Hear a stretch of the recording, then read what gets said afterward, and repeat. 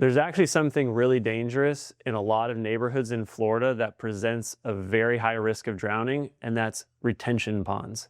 We see cases where children and even the elderly can fall into these retention ponds, and it's really hard to get out. They look relatively safe, relatively shallow, but actually when you get into them, they're very steep.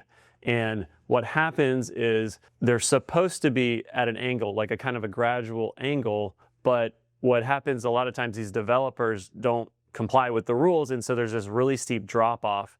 And so when children are playing by them, they can fall in, and then it's really hard to get out. And so we see drowning deaths that way, or drowning injuries that way as well. These are everywhere in Florida, I'm sure elsewhere, in neighborhoods. Kids are playing by them, people are walking near them.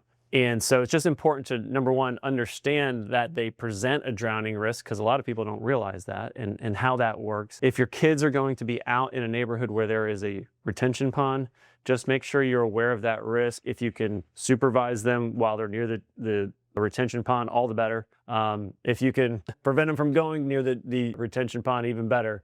But I think it at least starts with knowledge and understanding that those retention ponds have a high risk of drowning because of the steep grade that ultimately these developers are using when they're making them. And so please share this video with anybody who lives near a retention pond.